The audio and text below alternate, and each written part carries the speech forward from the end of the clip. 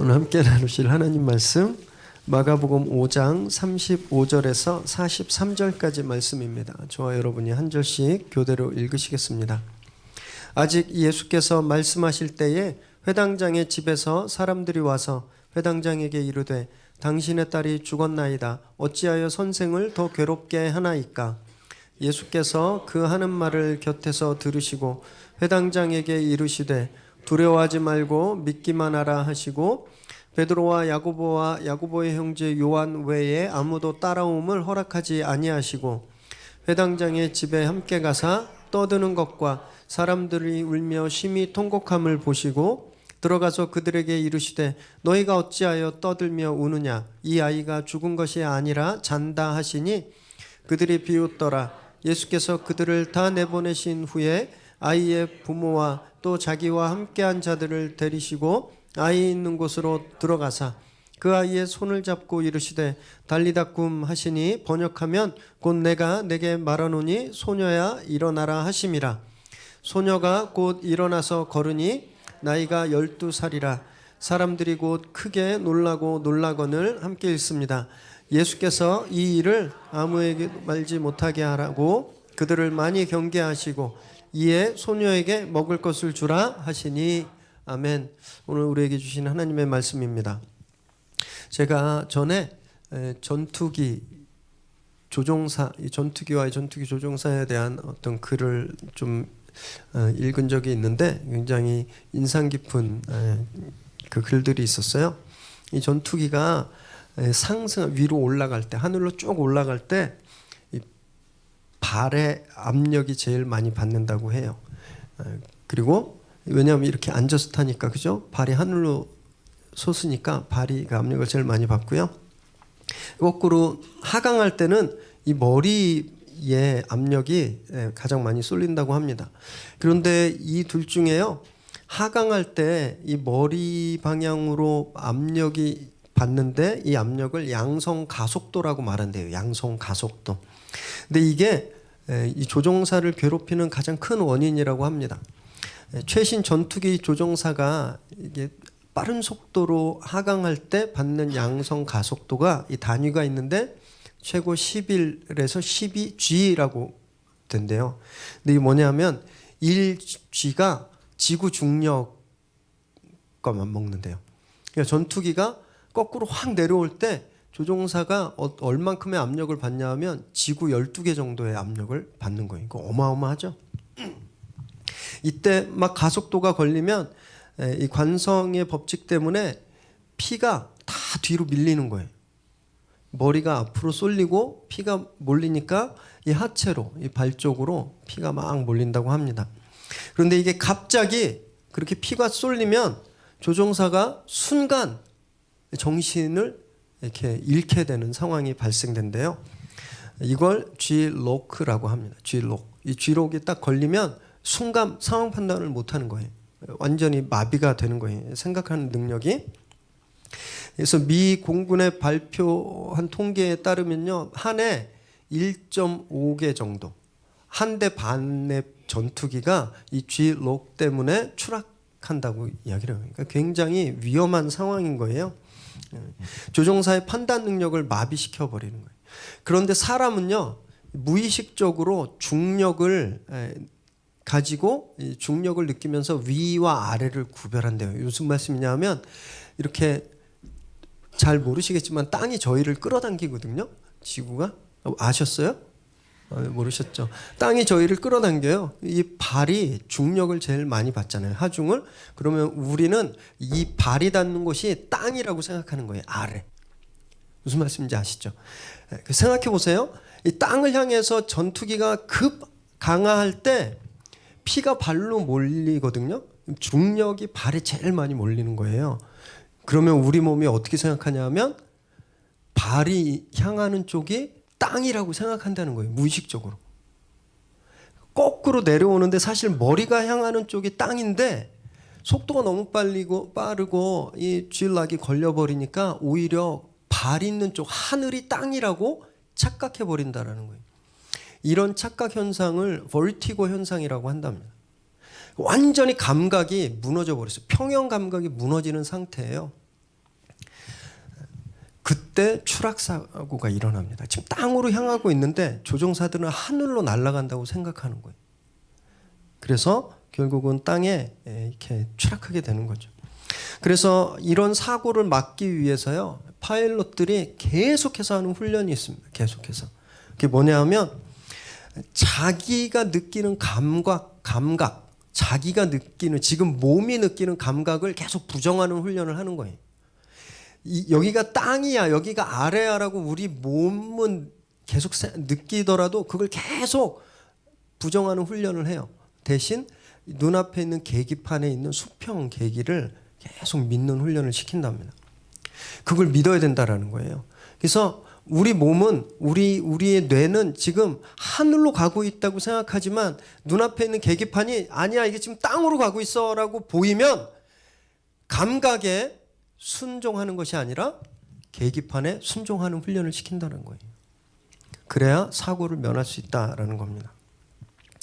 저희는 전투기 조종사는 아닌데요, 저희도 살면서 이런 경험을 하는 거예요. 평형 감각을 잃어버릴 때가 있습니다. 방향 감각을 잃어버릴 때가 있어요. 이런 버티고 상황에 빠질 때가 있다라는 거예요. 엄청난 충격을 받아서 갑자기 마비가 돼버리는 거예요. 모든 인지 능력과 사고가 마비가 돼버려요. 막 감정이 막 요동치니까 어디가 위고 어디가 아래인지, 어디를 가야 되고 어디를 가지 말아야 되는지 이게 완전히 혼란스럽게 돼버리는 거예요. 마비 상태. 순간적으로 판단을 못 내리는 그런 상태를 우리가 처할 때가 있다라는 겁니다. 이럴 때 보통 우리는요, 무의식적으로 몸의 감각이 시키는 대로 행할 때가 되게 많아요.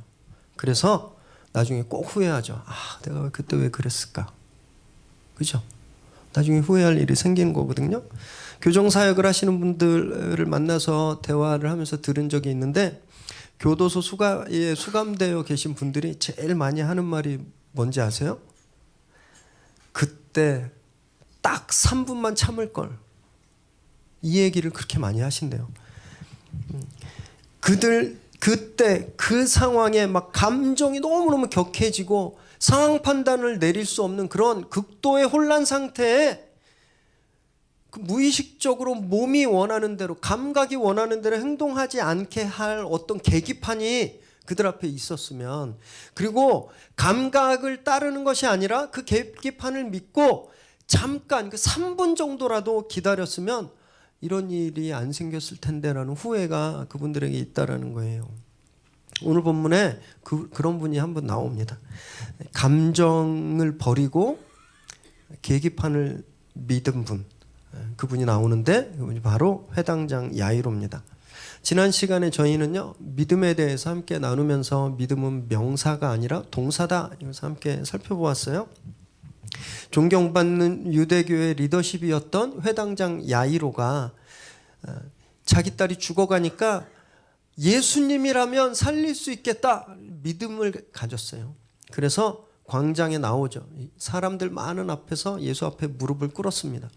자신이 지금까지 가지고 있었던 사회적인 명성, 누렸던 모든 지위가 그 한 번 무릎 꿇는 것 때문에 다 날아가 버릴 수 있었지만 그 믿음이 그를 움직이게 했어요. 무릎 꿇게.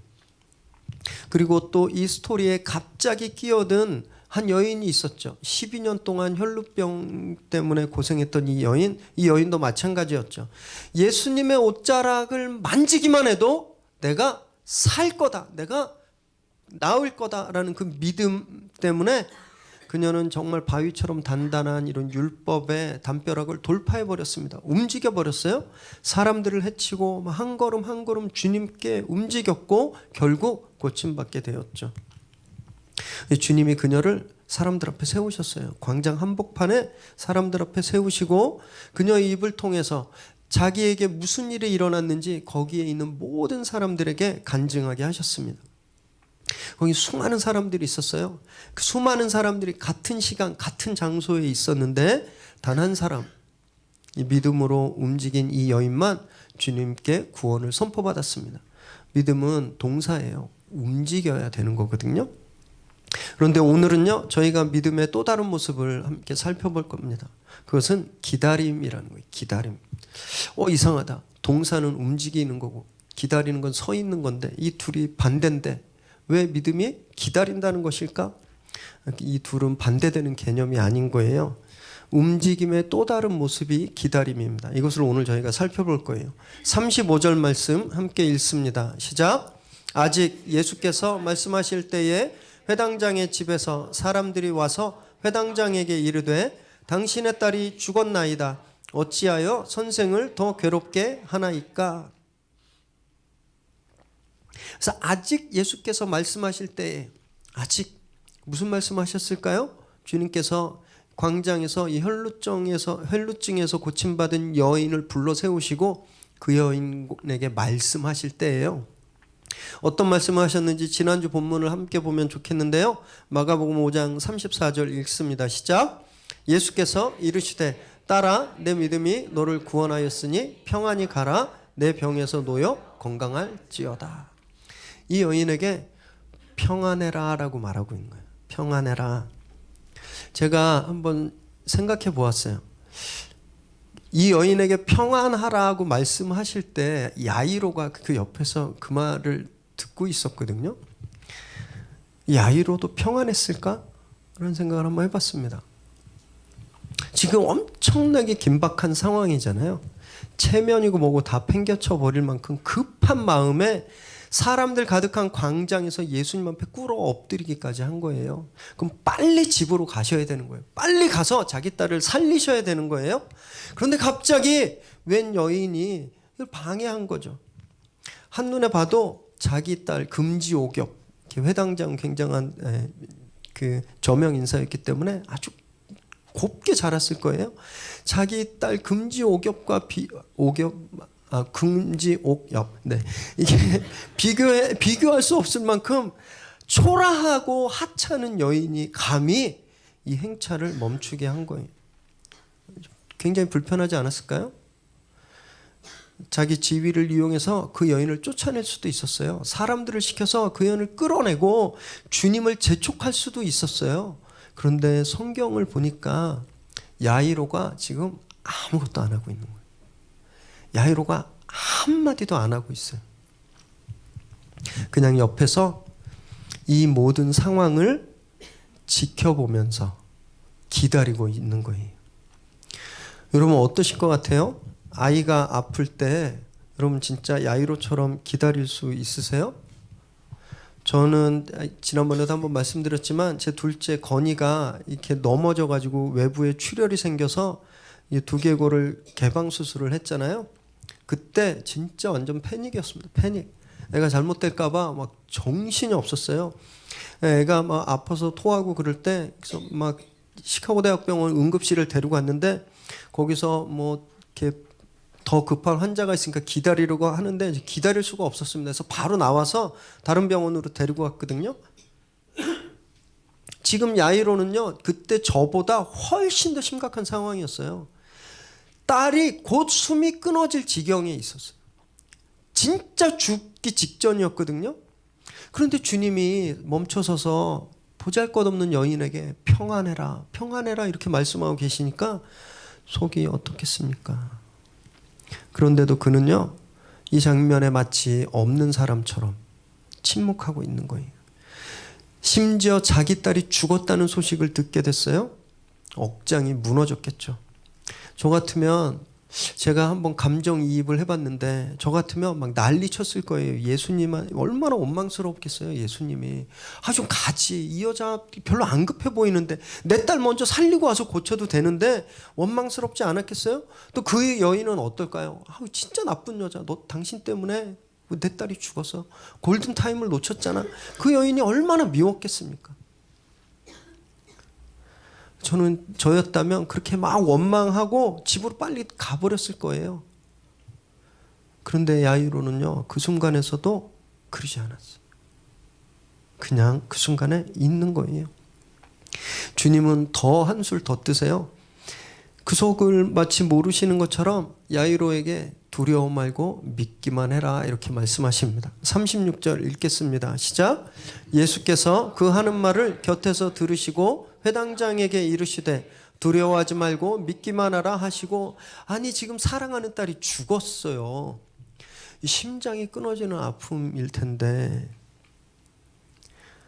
믿으라는 말이 와 닿으세요? 여러분 이런 상황일 때 진짜 제가 가서 두려워하지 말고 믿으세요 그러면 저한테 화 안 내시겠어요? 이 상황에서 누가 믿을 수 있겠어요? 여러분 우리도 믿음 생활하다가 큰 상처를 받기도 하고 또 곤란한 일을 경험하기도 합니다. 내 문제가 지금 너무너무 급하고 죽을 것 같이 힘든데 주님의 응답이 안 오는 거예요. 그래서 포기하고 떠날 때도 있거든요. 신앙생활을 잘 하시다가 교회를 안 다니시는 분들을 만나서 대화하다 보면 그분들이 하시는 말씀이 있어요. 제가 뭐 신앙생활 그때 하다가 상처받았습니다. 뭐 목사님 때문에, 뭐 장로님 때문에 상처받았습니다. 내가 교회에 실망했어요. 아니 교회 다녔는데 사업이 쫄딱 망했어요. 근데 다시는 안 가요. 이렇게 말하는 분들 계세요. 근데 이분들이 바로 이 야이로가 당한 그런 상황에 처한 거예요. 버티고 현상, 강한 충격으로 완전히 어떤 그 인지작용이나 이런 상황 판단 능력이 마비된 상황이 오니까 계기판을 못 보고 감각이 시킨 대로 그냥 반응해 버리신 거예요. 그래서 기다리지 못하고 튕겨져 나가버린 거죠. 내 감정이 시키는 대로 움직이지 말고 주님을 믿고 기다려야 되는데 그러지 못한 거예요. 사무엘상 13장에 보면요, 이스라엘 초대왕 사울에 관한 이야기가 나옵니다. 사울이 왕이 되고 겨우 2년 차 됐을 때 하나님께 버림받는 사건이 나와요. 버림받는 사건. 블레셋이 쳐들어왔어요. 그래서 사울이 군대를 소집했습니다. 이때 하나님이 사무엘 선지자를 보내서 길갈에 가서 7일간 기다려라 그렇게 말씀을 주셨어요. 그래서 사울이 저 군대들을 다 끌고 길갈에 가서 하루 이틀 사흘 나흘 이렇게 기다리다가 7일째쯤 됐는데 사무엘이 안 오는 거예요. 백성들이 7일쯤 됐는데 사무엘 선지자가 안 오니까 야, 안 오나 봐. 큰일 났어. 빨리 가자. 그냥 가자. 막 타령해서 집으로 돌아가고 있는 거예요. 저쪽 너머편의 블레셋 군대는 강한 진용을 딱 짜고 엄청난 군기로 이스라엘을 위협하고 있는 그런 상황이었어요. 버티고 상태에 빠진 거예요. 어떤 판단을 내려야 될지, 무엇을 해야 될지 모르는 상황에 사울이 급한 마음에 자기가 제사를 그냥 지내버립니다. 그렇게 제사를 끝냈는데 끝나자 사무엘이 도착한 거예요.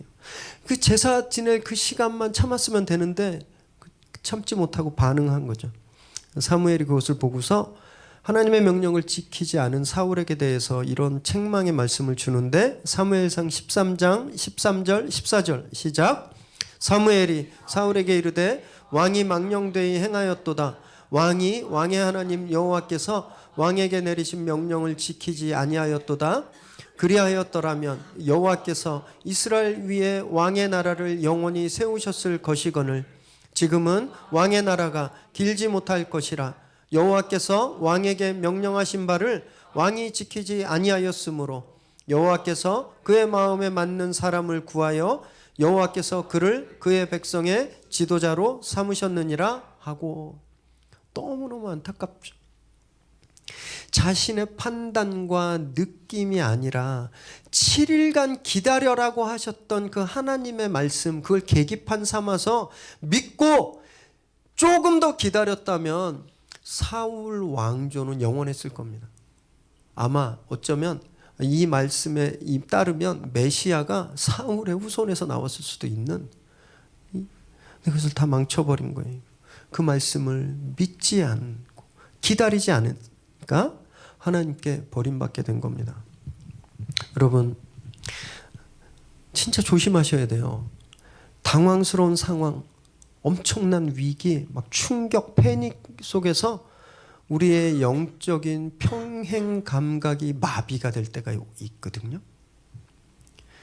그때요, 내 감각, 내 느낌, 내 경험, 무의식적으로 그것을 따라가려고 하는 우리를 붙잡고요, 영적인 계기판, 그 말씀을 믿고 기다리셔야 되는 거예요. 여러분, 그래야 그 절망이 기쁨으로 바뀌는 것을 보게 되는 거예요. 37절 읽겠습니다. 시작.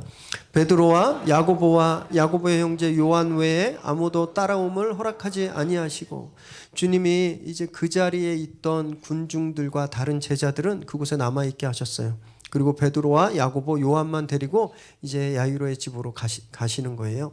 왜 다른 사람들을 따라오지 못하게 했을까? 여기에는 한 두 가지 정도 이유가 있는데요. 하나는 지금 이 사람들이 왜 주님을 따라왔죠? 호기심. 주님이 진짜 고칠 수 있나? 이 야이로의 딸 죽어간다고 했는데 예수님이 고칠까? 어떻게 고칠까? 호기심으로 따라오던 그 사람들에게 죽음을 살리는 이 거룩한 사역이 그냥 한낱 구경거리로 전락하는 것을 주님이 원하지 않으셨습니다. 또 하나는 기적을 목격한 사람들이 막 소문에 소문을 내고 막 과장해서 이전처럼 복음 전도 사역에 방해를 받고 싶지 않으셨어요. 그래서 주님이 그들을 거기에 멈추게 하셨습니다. 그리고 이 세 명의 제자들을 데리고 가는데, 이 세 명의 제자들은요, 이 사건 후에도 특별한 장소에 주님과 동행합니다.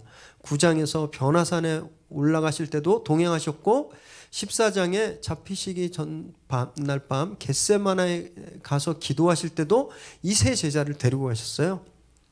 이제 재밌는 건 다른 복음서에도 이 세 제자의 이름들이 나오는데 이름의 순서들이 이렇게 바뀌거든요. 어떨 때는 베드로가 나오기도 하고 어떨 때는 야고보가 앞에 나오기도 하고. 그런데 마가복음에서 이 세 제자의 이름을 이야기할 때는 반드시 베드로가 제일 먼저 나와요. 베드로가. 왜 그럴까? 한번 생각해 봤는데, 저희 첫 번째 시간에 마가복음 배경에 대해서 설명해 드리면서 이 마가복음이 어떻게 쓰여졌는지 말씀드린 적이 있는데, 마가가 베드로의 수제자였거든요. 그래서 베드로가 마가에게 예수님에 대해서 한 말들을 기록한 것이 마가복음이에요. 그래서 마가복음의 별명이 베드로복음이라고 불리는데, 아마 그래서 이 저자 어드밴티지가 좀 적용된 것이 아닌가, 그래서 그 이름이 맨 먼저 나오는 것이 아닌가 이렇게 생각해 보았어요. 그런데 어쨌든 이유가 무엇이든지 간에 주님께서 이 세 명을 특별하게 생각하셨어요. 그런데 그 이유를 잘 알 수가 없어요, 정확히.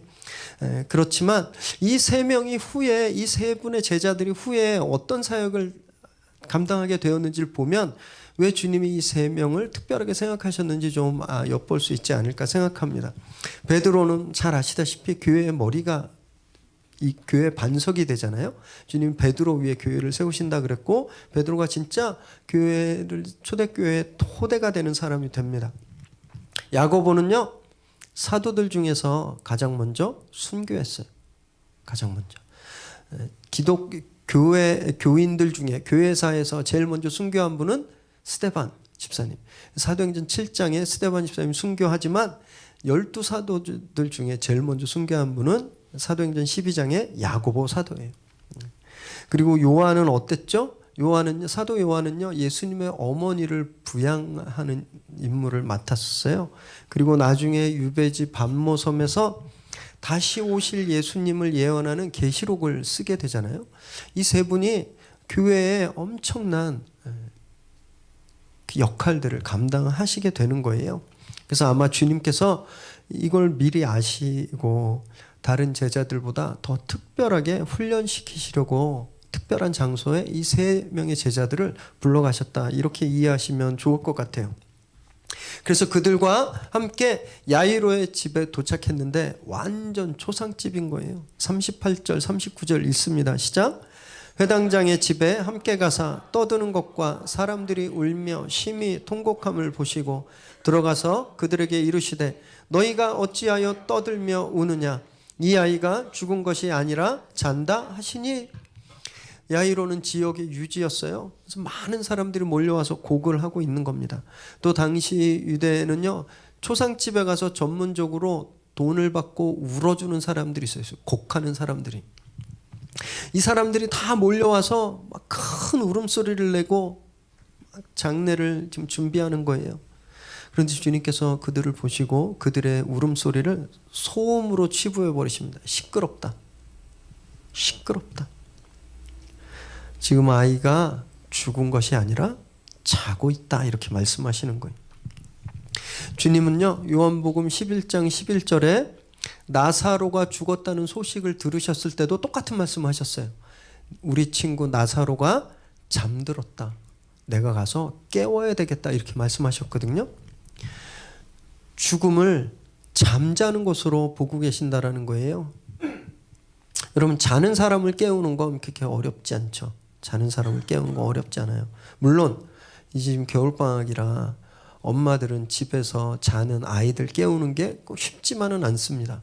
하지만 걔가 영원히 자는 건 아니잖아요. 배고플 때 일어나죠. 좀 힘들긴 하지만 자는 사람은 다 깨는 거예요. 그래서 자는 사람을 깨우는 건 불가능한 일이 아닙니다. 그런데 죽은 사람을 깨우는 건 불가능한 일이에요. 그 어떤 엄마도 할 수가 없는 일입니다. 왜냐하면 이 세상 누구도 죽음의 권세보다 큰 힘을 가진 사람이 없기 때문에 그래요. 그런데 주님은 하늘의 권세를 가지신 분이세요. 하늘의 권세는 죽음을 복종시키는 파워가 있거든요. 그래서 주님은 깨우실 수 있으셨던 거예요. 그래서 그 아이가 죽은 것이 아니라 자는 것이다. 그래서 내가 깨울 것이다. 이런 말씀을 주고 있는 겁니다. 사람들은 이 놀라운 비밀을 이해할 수가 없었어요. 그래서 막 예수님을 비웃었습니다. 방금까지 슬프게 울었던 사람들이 이 주님을 비웃고 있는 거예요. 40절 읽습니다. 시작. 그들이 비웃더라. 예수께서 그들을 다 내보내신 후에 아이의 부모와 또 자기와 함께 한 자들을 데리시고 아이 있는 곳으로 들어가사. 주님이 그들을 다 내보내셨어요. 가르치지도 않으시고 그들과 논쟁하지도 않으시고 그냥 쫓아내셨어요. 토마스 아퀴나스가 이런 말을 했습니다. 믿음이 있는 사람에겐 설명이 필요 없고 믿음이 없는 사람에겐 설명이 불가능하다 라는 말을 했거든요. 주님이 이들에게 이 딸이 왜 죽은 게 아니고 자는 것인지 그들에게 설명을 해줘도 이해할 수가 없는 거예요. 불가능한 거예요. 여러분 그래서 신앙인으로서 우리가 피해야 할 것 중에 하나가 있는데 그건요 세상과 논쟁하는 겁니다. 세상과 논쟁하는 거. 아무리 설명하고 토론해도 세상을 설득시킬 수 없어요. 싸움만 납니다. 싸움만. 처음엔 매너 좋게 토론하고 설명하다가 나중에 감정이 막 격해져서 그냥 싸우고 끝나는 경우가 대부분이에요. 그래서 논쟁하시면 안 돼요. 대신 보여주셔야 되는 거예요. 주님이 그들에게 설명하지 않으시고 그들에게 왜 이 딸이 죽은 게 아니라 자는 것인지 보여주시는 거예요. 그것을 증명해내시는 거거든요. 여러분 이렇게 쫓겨난 사람들이 다 집에 갔을까요? 여러분 그 자리에서 이렇게 주님이 나가라 그래서 나가면 다 집에 가시겠어요? 아니에요. 집 밖에서 보고 있는 거예요. 와, 저 사람 진짜 이상한 사람이네. 아니 자기가 뭐라고 정신 나갔나? 잠들었다니 이미 죽었는데 어떻게 되나 보자. 저 사람이 어떻게 하나 보자. 얼마나 망신당하나 보자. 사람들이 밖에서 지켜보고 벼르고 있었습니다. 여러분 이게 세상이에요. 세상은 우리의 설명을 들으려고 하지 않고 우리가 어떻게 하나 보는 거예요. 아시겠어요? 세상은 우리의 말을 들으려고 하는 게 아니라 우리가 어떻게 행동하나 보고 있다라는 거예요. 주님이 그래서 그걸 보여주십니다. 그래서 그 아이가 죽어 있는 방에 들어가셨어요. 42절 읽습니다. 시작. 그 아이의 손을 잡고 이르시되 달리다굼 하시니 번역하면 곧 내가 내게 말하노니 소녀야 일어나라 하심이라. 소녀가 곧 일어나서 걸으니 나이가 12살이라 사람들이 곧 크게 놀라거늘 들어가셔서 아이의 손을 잡고 달리다굼 말씀하셨어요.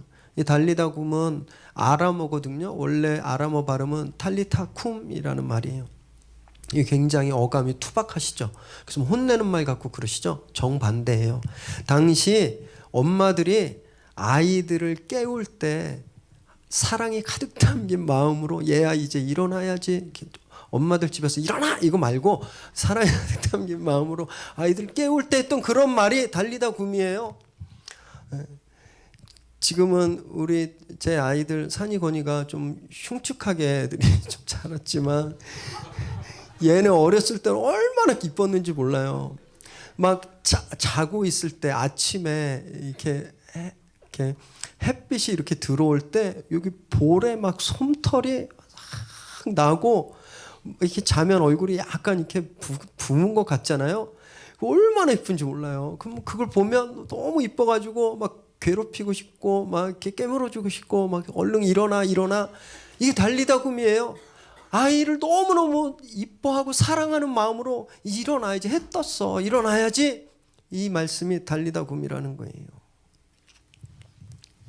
그 사랑하는 마음으로 당신의 사랑하는 딸을 깨우듯이 그 소녀의 손을 잡고 주님이 달리다굼 했더니 죽어 있었던 소녀가 마치 진짜 푹 자고 일어나는 것처럼, 기지개를 막 켜고 일어나는 것처럼 일어나서 걸었다고 되어 있어요.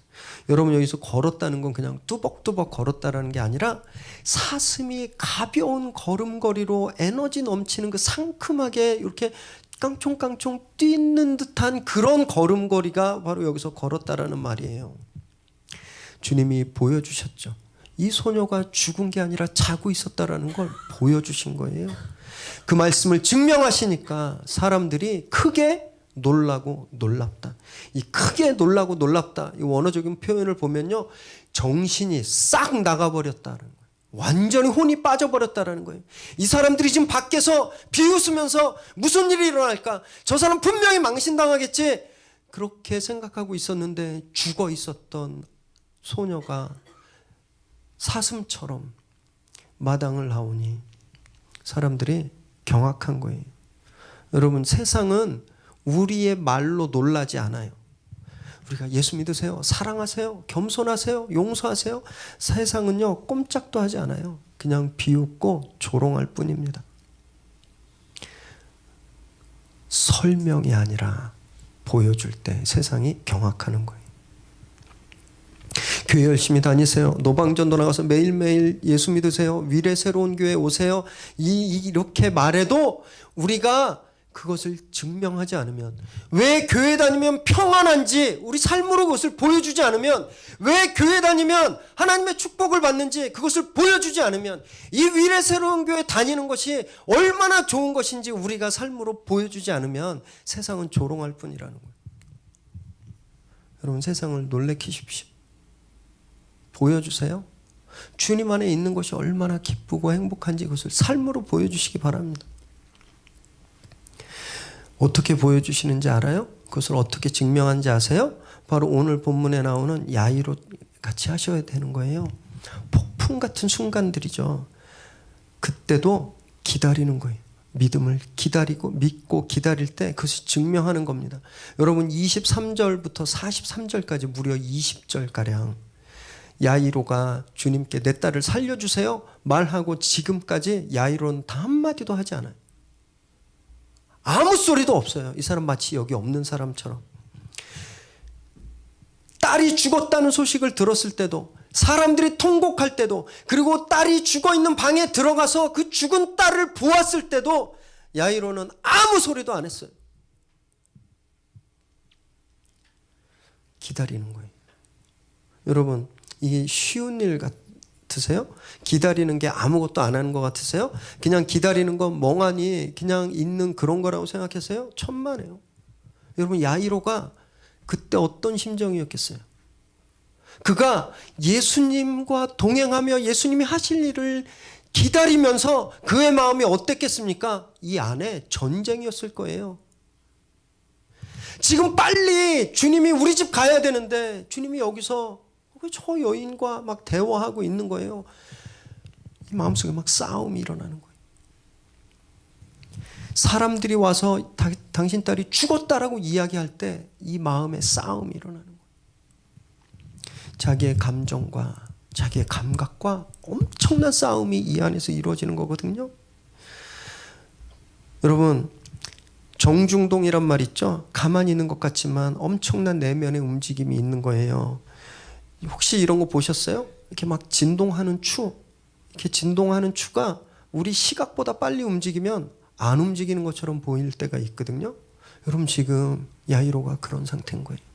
그가 가만히 있는 것 같지만 그 내면에서는요 엄청난 다툼들이, 자기 감각과 싸우고 자기 기분과 싸우고 자기 감정과 싸우는 이 엄청난 움직임이 지금 진행되고 있는 겁니다.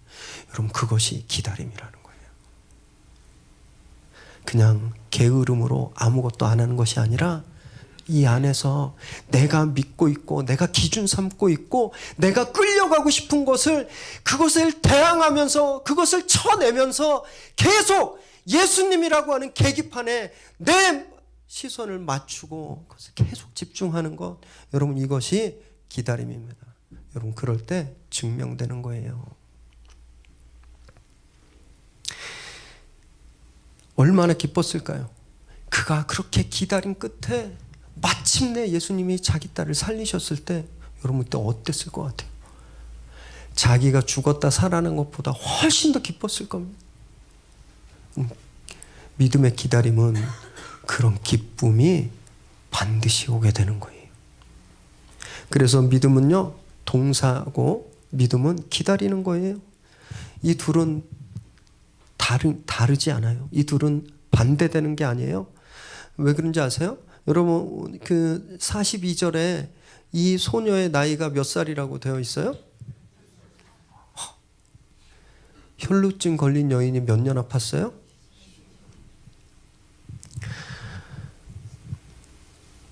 이 두 나레이티브는 한 가지 메시지를 말씀하고 있는 거예요. 한 가지 메시지.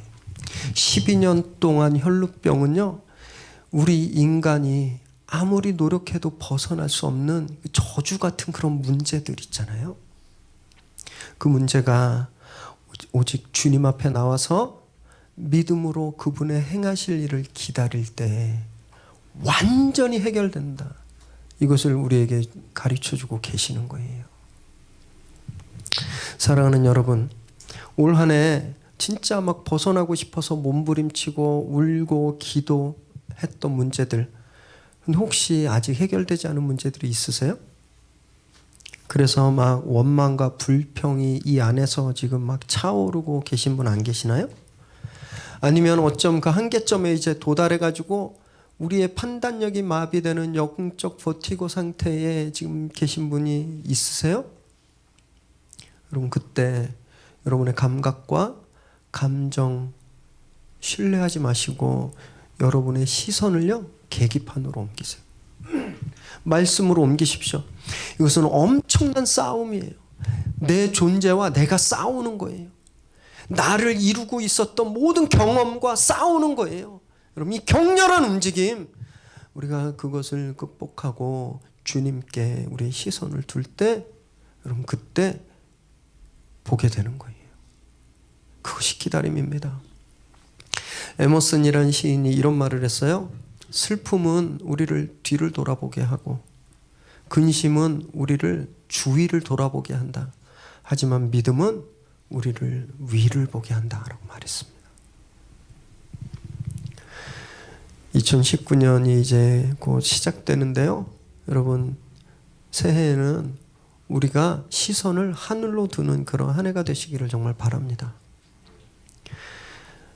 감정의 소용돌이 속에서 문제의 그 한복판에서 우리의 감각대로 우리가 여태까지 해왔던 무의식대로 그렇게 반응하는 것이 아니라 그것들과 계속 싸우면서 우리의 삶의 계기판이신 예수 그리스도, 그 말씀에 내 삶을 계속 맞춰가는 이런 거룩한 움직임이 함께 하시길 바랍니다.